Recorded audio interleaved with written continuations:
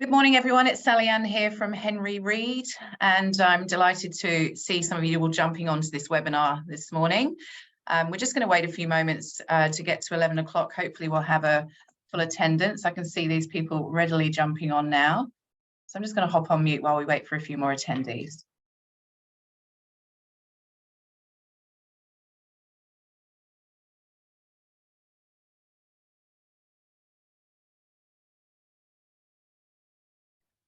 You're welcome to use the chat box just to say hello and good morning, where you're from. Love to know where we're reaching across Australia today and maybe beyond.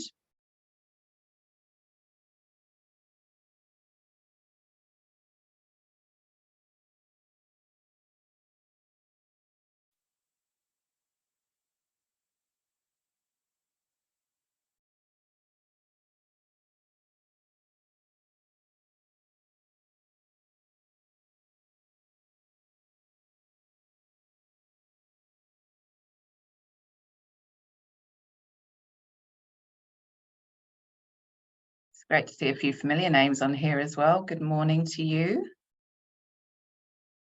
If you're in Brisbane like we are, it's quite a cool breezy day here on the shortest day. I know that we're reaching some people across Melbourne and Sydney this morning.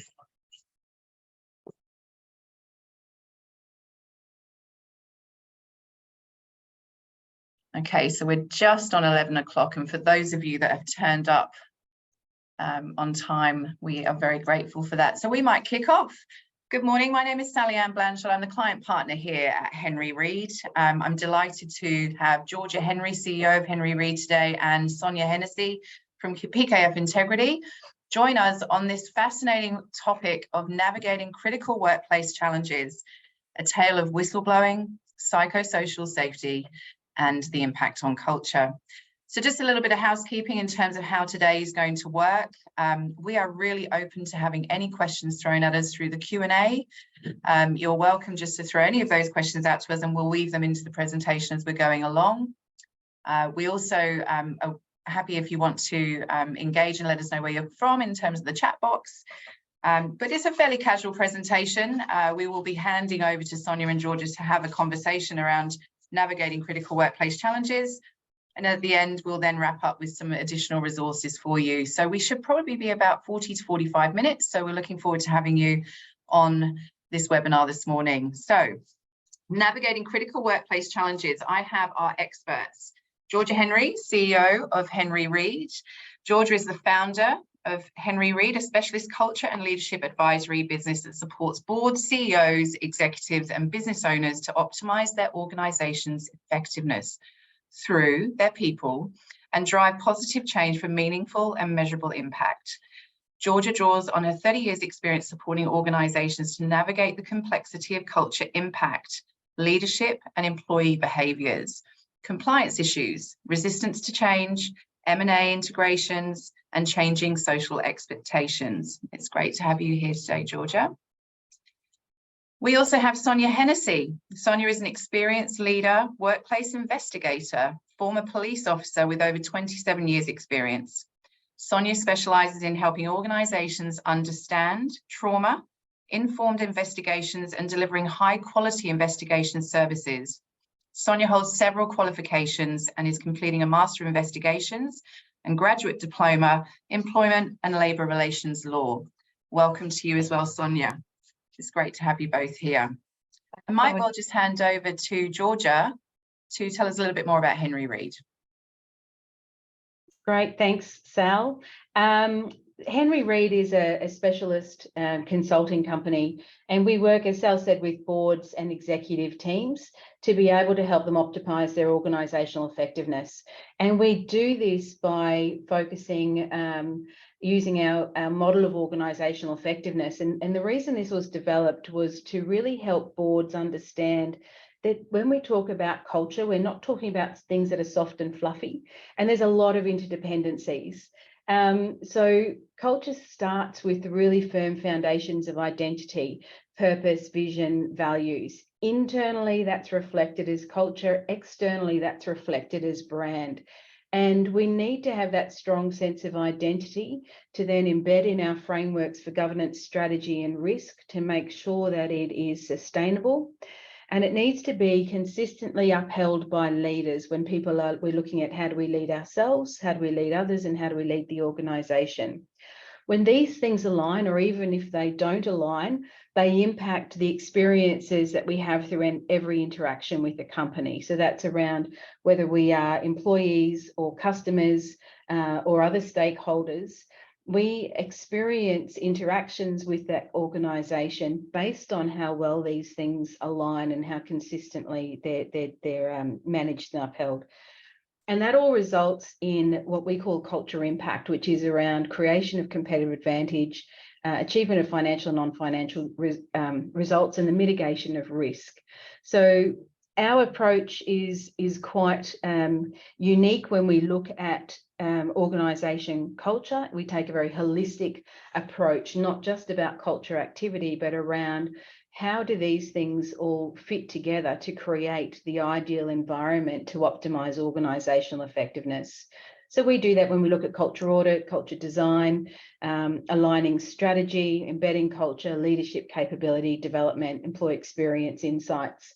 So we work across Australia with mainly from board level, then through the organisation. So that's a little bit about Henry Reid. Sonia, why don't you tell us about PKF? Yeah, thanks, Georgia. So PKF Integrity, we are a national practice within the broader PKF framework. We provide services that, just linking off Georgia's framework there, fits into the frameworks and governance elements, I suppose you could say, in an organisation. So our primary focus is investigations, so both internal investigations, fraud, corruption, ethics, workplace misconduct. That's the main focus of our business. So we provide services nationally across the country on a whole spectrum of different types of investigations.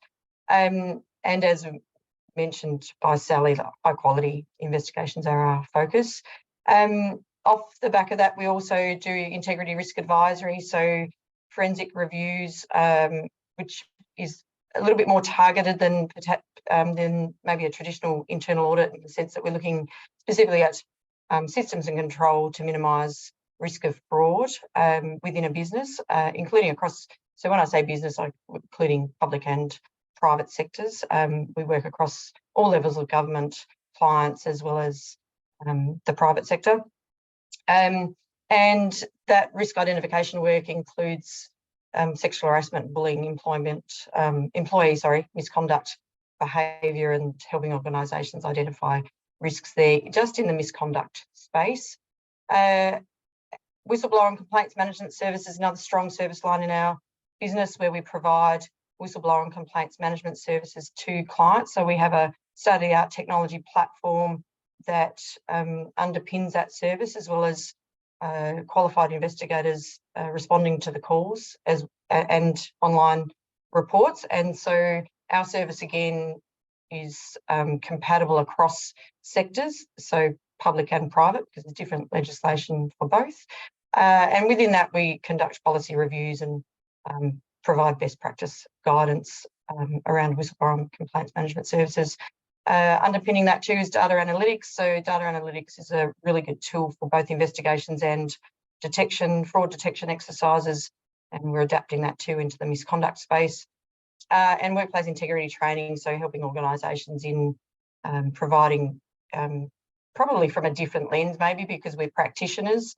So looking at using our experience to help organisations raise awareness of what fraud and corruption risk is, what it might look like, both at leadership level down to employee level. We provide investigation training for staff, whistleblower training, conflicts of interest. So pretty much all of our skill set and suite of expertise, we can provide training services for internally within organisations around that knowledge. Excellent overview. Thank you both very much. So I'm just going to take us back to the main slide here for this morning's session. And As you know, we call this Navigating Critical Workplace Challenges, a tale of whistleblowing, psychosocial safety, and the impact on culture. I'm going to hand this one first to you, Sonia.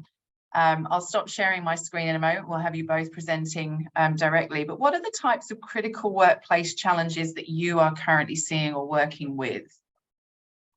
Yeah, thanks, Ali. I think so what we're starting to see is definitely a rise in misconduct in the workplace, more in the sense of what's reported.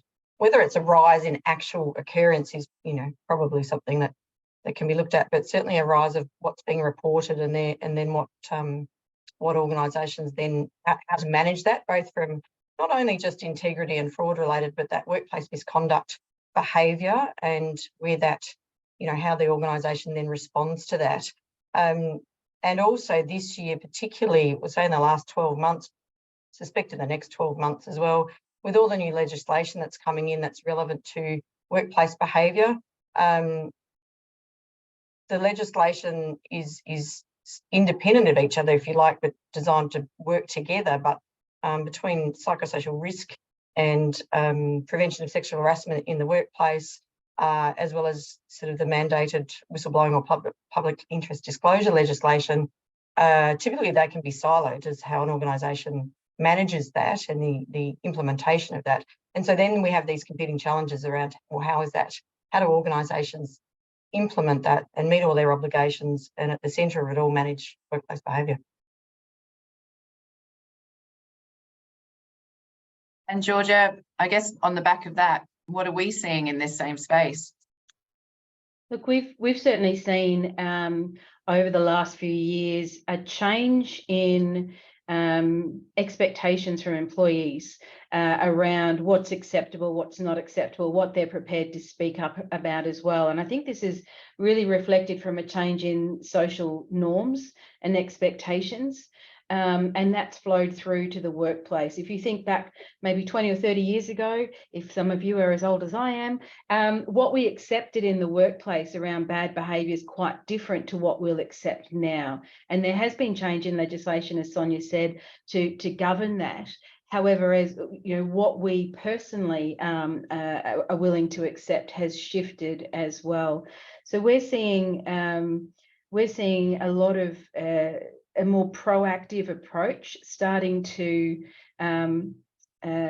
be taken by boards and executive teams in response to that. But we're also still seeing a lot of organisations that get to crisis mode and realise that now they've got issues that have been exposed and they have to do something about it. So we are seeing a more proactive approach in some organisations, but there's been slow adoption of a proactive approach when we start to look at how organisations are addressing workplace behaviours. And I think part of the proactivity has come from media coverage as well. There's a lot of high-profile organisations suffering significant reputation damage because of employee behaviours or issues that have been exposed, and the way those issues have been managed inappropriately or not at all, or in a way that's further exacerbated the situation. So I think there's a lot of focus in this area at the moment. And I guess we're looking at two sides of the coin here. We're in the position within Henry Reid where we're building a preventative culture to prevent these situations happening. And Sonia, you're on the other side of that. What are your thoughts in terms of some of the complexities that are in the workforce right now? What sort of things are you seeing there? Yeah, so it's really how these systems, the complexity is how all the different elements interact, I suppose, and how organisations implement that. And when I talk about elements, what I'm referring to there is what George has just talked about culture, leadership, legislative requirements, and some of that is compliance, and some of that is, or the new legislation, for example, of prevention, that is a mandated requirement now for prevention of sexual harassment. But it's actually not technically new in Victoria, but it's new as a concept for that. It's more than just having a policy and induction training. Prevention activities are going to be more than that. And how that evolves is still new, because the Australian Human Rights Commission haven't yet got their, I think it's in December, they get their regulatory powers. So this is sort of new and evolving in a sense of the compliance frameworks, the reporting frameworks, and then within the reporting frameworks, whether it's whistleblower or public interest disclosure, depending on public or private sector, that's defined in legislation. We can have what's called mixed complaints. So you might have a corruption complaint through a whistleblower line, but at the same time, there's that complaint also includes, say, for bullying behaviours. And so then how does an organisation manage that? Because they're covered by different processes and different people often. And then you add in the risks and safety element now that's more of a focus with preventing sexual harassment and bullying and seeing it as a psychosocial risk. So there's all these competing requirements on organisations, and you know, the challenge therefore is what's the knowledge within the organisation to help bring all that together? What are the skill sets within organisations to bring all that together? And I think that's where this is all evolving for workplaces.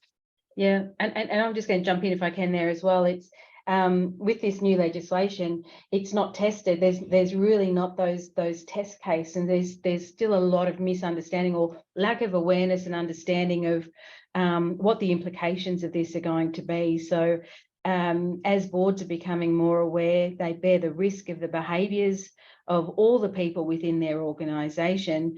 It's quite overwhelming unless there is a really strong focus on proactively understanding your current culture, because in culture, as we know, a lot of elements are hidden and they aren't raised or they aren't surfaced unless there is you know, some requirement or some ability to do that. And so I think as this progresses, now that the legislation's in place, once we start seeing it being tested, there's going to be such a greater focus on how do we proactively look at that proactive duty. What does that actually mean for us in reality? Team, I have a question here for Sonia. Is a high staff turnover possibly related to organisations not providing a trusted mechanism to report workplace misconduct? Thank you for that question. Yeah, thank you. That's a really interesting question. I'm just going to speak from experience as opposed to research on this, and I think that's a very broad question in the sense that maybe in some cases, yes. I don't think you could pin it down to that, because it could actually be back into the psychosocial, the broader banner of psychosocial risk, not just workplace bullying and harassment or conduct that's ongoing. Then it could actually be the high staff turnover is more about the whole of the workplace environment as opposed to one particular area. What I have seen over the course of my career actually is where that high staff turnover can be an indicator is more within a team or a smaller environment within a bigger organisation. So often I've definitely done investigations in areas where you know, historically, or the witnesses and the staff tell us or tell me during the interviews about the high staff turnover in that particular area and their experiences of management. And I've done a few of these, usually in the bullying allegation space. I've done a few of those investigations over a number of years across different sectors and different organisations. So yes, in some situations, definitely, I think it can be an indicator. But I don't think you could hang your hat on it and say, oh, there's a high staff turnover because of misconduct or because of bullying type behaviours. I think it definitely could be an indicator. But, and this might be where Georgia can step in here. I agree. From a culture perspective, I think actually it's probably a good indicator to then be, maybe that's an area that should be looked at about back to the prevention activities to sort of get underneath why. Yeah, and look, when we do culture audits to understand what is happening within an organisation culture and where are the risks from culture. The business metrics, things like employee turnover, is an indicator. It's not the only indicator, and generally what we tell boards to do is look at the current business metrics and the data that you collect in the business. If you see a shift or change in any of those data, look at it through a culture lens. What could that be telling you? Now, quantitative data, like a metric like employee turnover, is an indicator only. What you actually need to do is understand the qualitative data that sits behind that. What are the stories? What are the emotions? What are the experiences that people are having? Have we actually asked our employees what's happening, what's going on? And in an environment where there is trust, you'll probably get an indication of those stories being shared. But if there's a culture that is quite toxic, or there's low levels of trust, or there isn't a process in place for being able to raise issues, or having a whistleblowing process in place, then a lot of those things are hidden. They're under the surface. You won't actually find them without having someone independent being able to draw those stories out, or being a safe place to share the stories to find out what's happening. And so that's in itself is when we can start to see, instead of raising issues, employees make a decision to leave the organisation. So it is an indicator. It is not the only indicator. And with any quantitative indicator, you actually need to find out what is sitting behind that. What is the reasoning behind that? It's generally never one thing, as Sonia said. There are a lot of things that connect together to create the influence and impact on culture. Yeah. So it's quite complex. Yeah, I'll add one little bit to that, because the question was around the whistleblower sort of trust and safety. And so just dovetailing a little bit on what George has said then, is back to the high staff turnover, is an organisation where it does count in that sense, specifically and directly to that trust and safety, is you won't find out unless you've got that trust and safety sort of. So it is a bit of a cycle there in the link sense. It looks like there's a few. I've got some, yeah, I've got some very good questions. I'd like to, Kate, take a step back, please. Thank you for this question. Can you please advise what parts of the legislation it is that has changed? Right, that's a broad question too. So I'm going to articulate this in two buckets, I think. Three buckets. So you visualize three buckets. That's how my brain works, because we've got whistleblower and public interest disclosure legislation that mandates the whistleblower function, if you like, and I will caveat that by saying I don't particularly like that word, but it is within the Corporations Act. That's the language that's used. It's public interest disclosure generally across the country in government, public sector organisations. There's not really much that's changed in that space. That's still the same frameworks. It's generally, and I'll say generally because every state's a little bit different as far as public interest disclosure definitions are concerned. Corporations Act obviously is federal. So generally that's not changed, and it still focuses on corrupt conduct or dishonest and fraudulent conduct without getting into the nitty-gritty. What has changed, so that's the mandated requirements to have those lines. The two areas that have changed is, I mean, loosely, I'm going to say loosely, the Respect at Work legislation changes actually cover a number of different aspects of legislation, Fair Work Act and anti-discrimination laws. Broadly in that space, what's changed is the prevention focus. So a mandated requirement for employers to prevent sexual harassment. Now that legislation is just focused on sexual harassment. It's not focused on anything else. Like Georgia mentioned before, how that evolves and what that's going to look like is still to come, because it's all quite new legislation. So that's changed. Now, in Victoria, that's always been there. It's changed for the rest of the country. My experience would probably, from an anecdotal perspective, is whilst that law's been there in Victoria, I haven't actually seen the focus being on those prevention activities. It's taken more of the federal look at this to shift that. Now, within prevention, if you look at the Respect at Work website that's been put out by the Australian Human Rights Commission with a load of information on there, it's not mandated that to have a speak up line or to have a reporting line. It's mandated to prevent sexual harassment and to prevent a hostile workplace. So there's a two tranches there, and that's more for like bystanders and victims, that they're not experiencing or witnessing behaviour. So there's two levels there. That's a change. It may be that as time comes out, as things evolve, that having a safe place to report might flow out of that. The other, I'm going to say, change of focus is the psychosocial, so the workplace health and safety legislation. Now, across Australia, there's always been legislation, well, not always, but for a long time, there's been legislation to provide a safe workplace. The focus has changed slightly in the recent year or two around more discussion on psychosocial, and psychosocial is a broad banner, so it includes stress and what contributes to people's well-being, but there's been more of a focus and regulations coming out in that occupational health and safety space.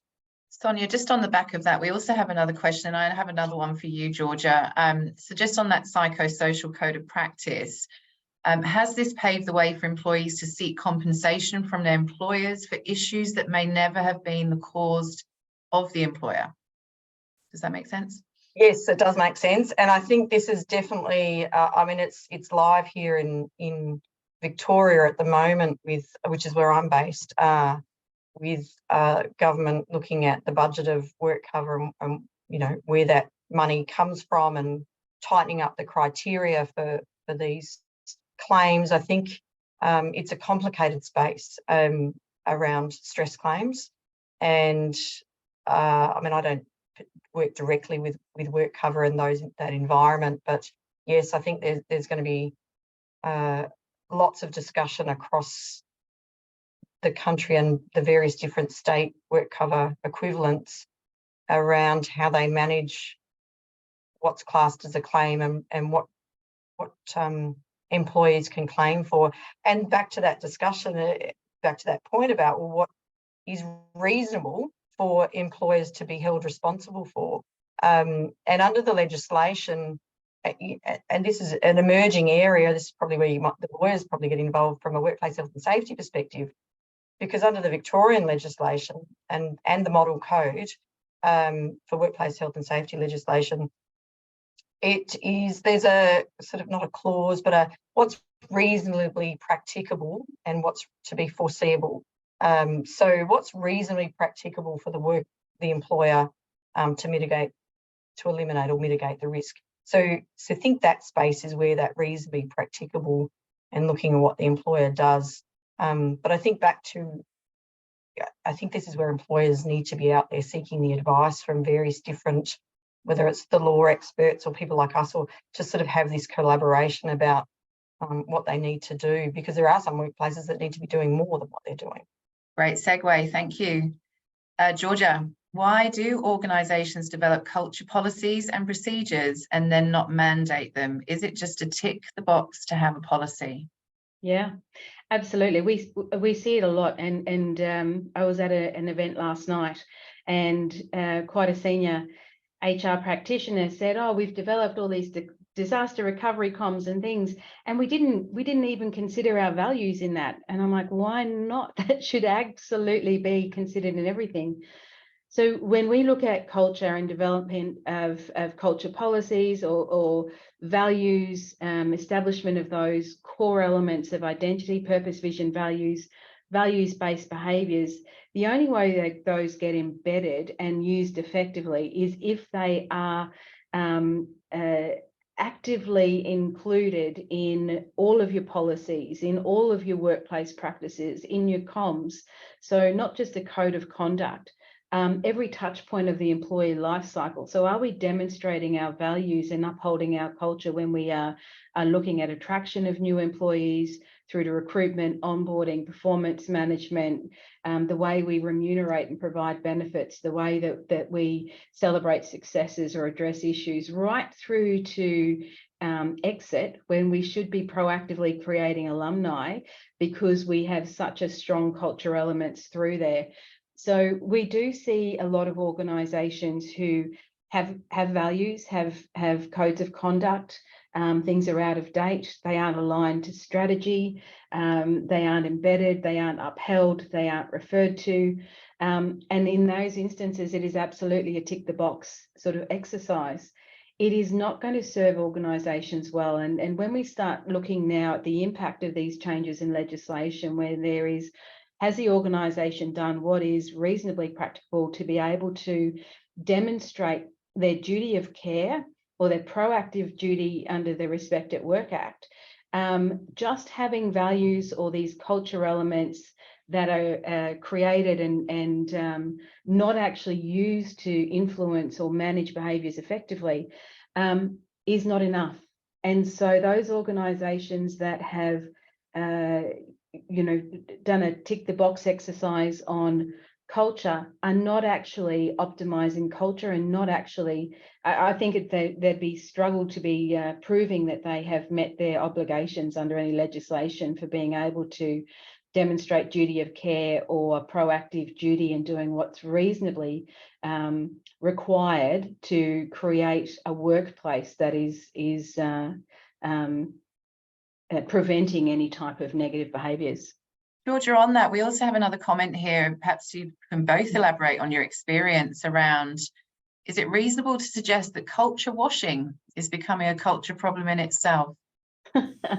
Love culture washing. That's a good term. We hear greenwashing. We hear all of these buzzwords around. Are we just doing saying that we're doing something and not really doing it? It is a problem.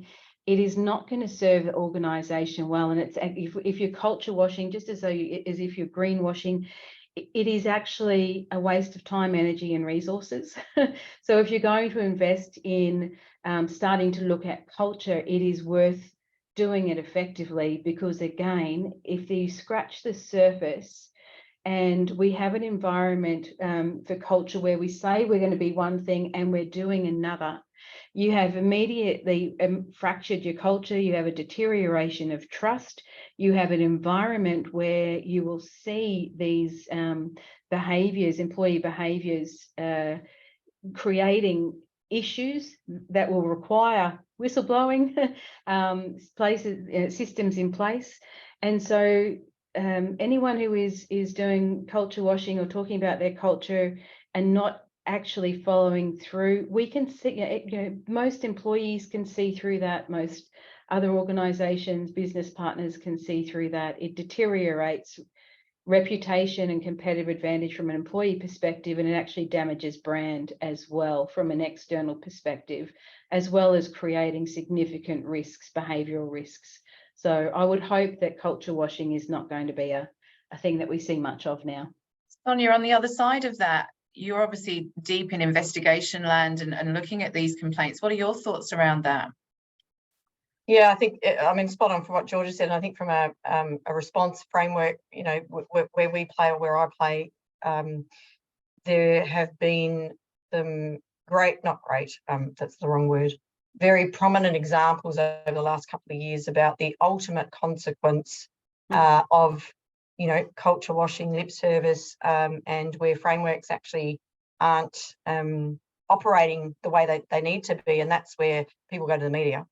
So where we have sexual harassment complaints or similar, and then it's splashed all over the media and becomes that sort of topic for however many media cycles for different organisations. So I think that's, there are a lot of consequences. The other consequence potentially that will come in or is coming in relation to sexual harassment is actually a civil litigation consequence where it'll be tied to claims, financial claims.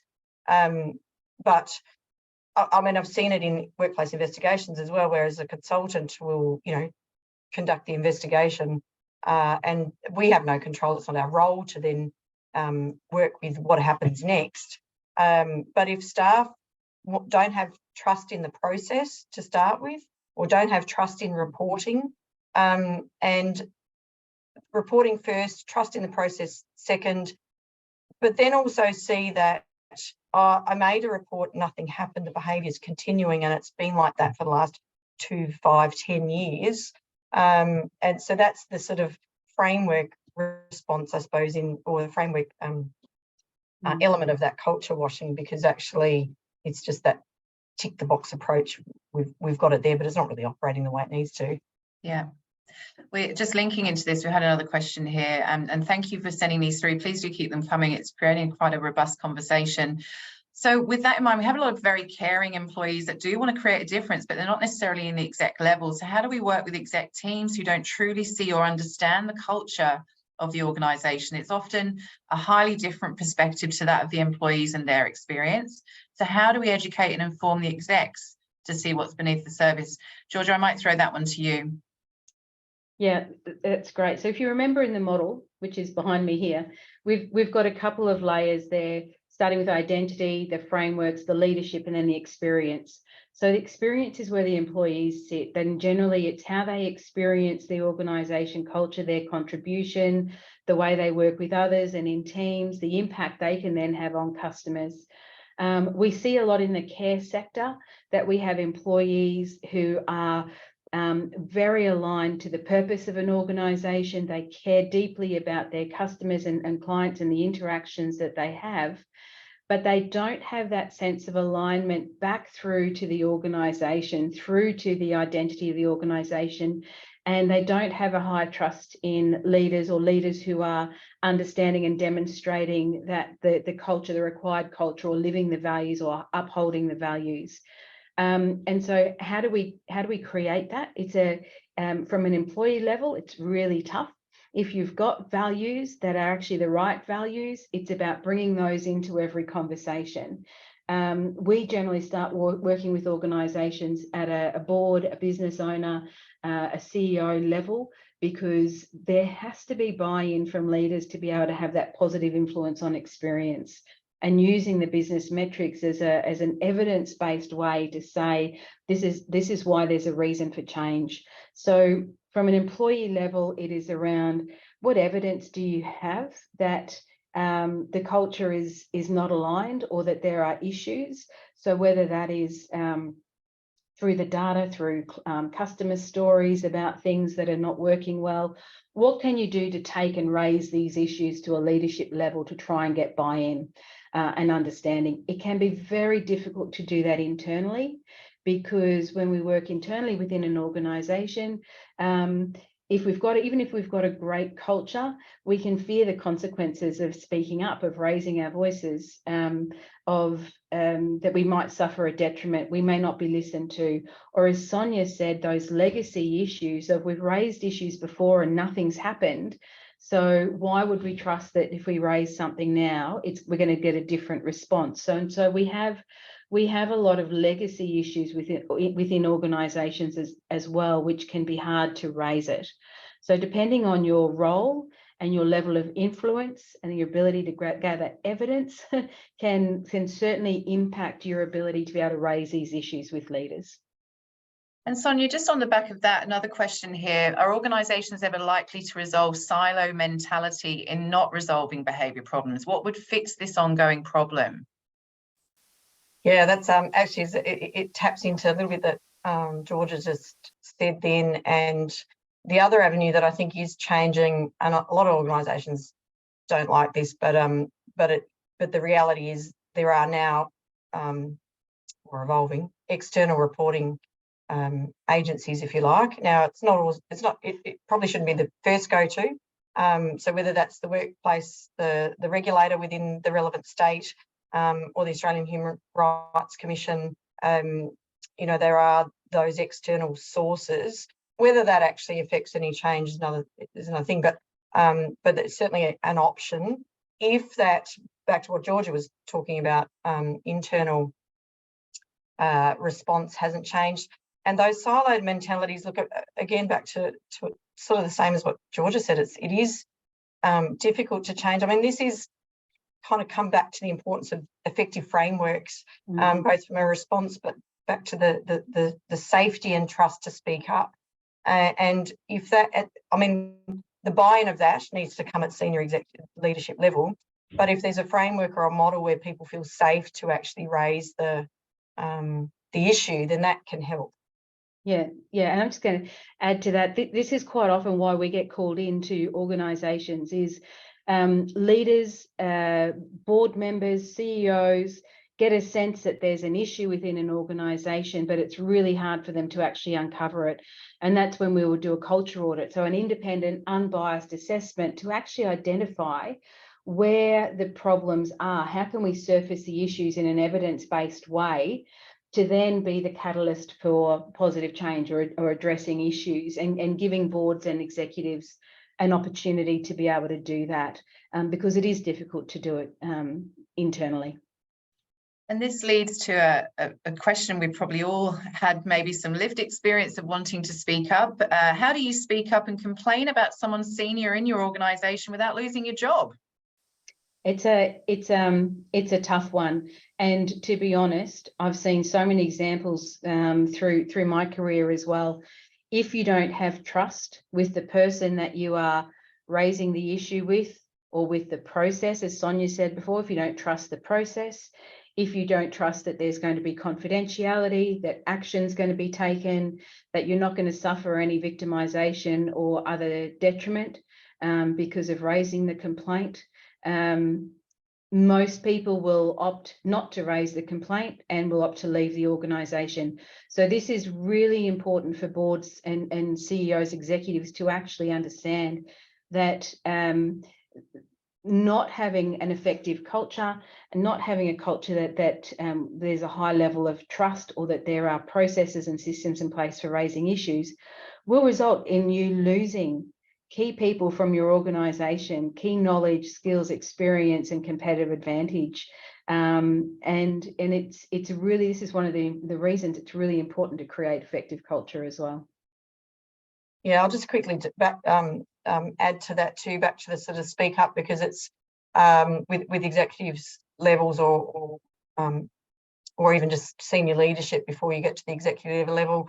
And granted, what I'm about to say does take some buy-in to have these processes, but one option is an organisation having a trusted, secure, safe speak-up line or whistleblower line that they can report to. That's one aspect. The second aspect is it depends on the structure of the organisation, but sometimes going to board level may be an option, or back to the external organisation. I mean, it is up to an individual choice about what sort of action they want to take, whether they stay themselves or leave. And it is difficult, but there are evolving those external reporting options now. So, but it's a real conundrum. But having an internal speak up line for those issues to be flagged out can help. Yeah, look, it's we're really nearly running to time, which is great. This is a conversation I think we could have for some time. Just recapping on some of the things we've talked about, creating a culture, a speak up culture, having, equipped effective leaders in place. There's the compliance, there's the requirements, there's all the complexities of having so many different generations in the workforce. We also have the diversity, the personalities. It makes for a really interesting time right now, let alone working from home, working remotely, hybrid. There's another question that's been posed there, but I think that's another webinar down the track. I'm just going to reach out if there are any closing questions from our audience here. Thank you so much. You've been highly engaged this morning. But otherwise, any sort of final thoughts, Sonia and Georgia, in terms of how to navigate critical workplace challenges, as our title suggested?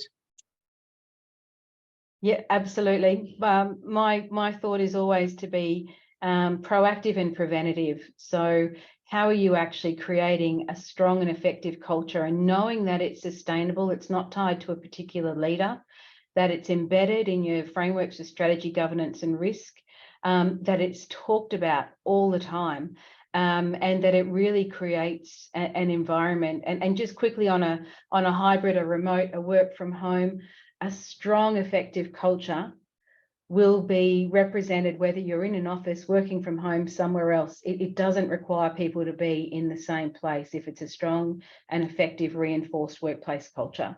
So my advice is always be very proactive, understand what's happening in your organisation, and take steps to ensure that you don't get to the situation where you've got the challenging workplace situations. Yeah, and I think I'll just add to that. I think the other thing is, whilst there's some complexities, well, a lot of complexities with the new legislation that's coming in, I actually also think it's a time that organisations can really use that, especially if that's that sort of senior level, but not board level or executive level, where they might need a bit of a mandate to affect change. So now there's some legislative mandates to start to drive that change. So I think actually that's an opportunity for organisations to put in some of these structures or review some of the structures, because there's a push from a legislative perspective that will have an impact if the organisation doesn't do it, and therefore that can be it may have to be that message to the leadership that, look, you have to do this, and then it's an evolving process back to culture and everything else. So looking at those sort of structures and frameworks, using the legislation and using the advice. There are a lot of experts out there in all those different spaces to be able to help with how to implement that change. Thank you both very much. I do see this as two sides of the coin here. It's been a really fascinating conversation. We've got a lot of information to share with you. Sonia's pulled together a white paper that you can share. You're more than welcome to have a look at the codes here as well. You can scan and connect to further information. And the same with Henry Reid Services. We also have some information we will be sharing with you. As you hop out of this conversation today, you will be taken to a short survey. Please do respond to that. We'd love to be able to share more information with you. I can see there were some questions that might have been unanswered. Feel free to reach out directly. We can support you. As Sonia mentioned, there's expertise out there that can help give advice and maybe shape some of the directions that you're hoping to take with your team, your organisation, your board. So we will be sending out more information to you tomorrow.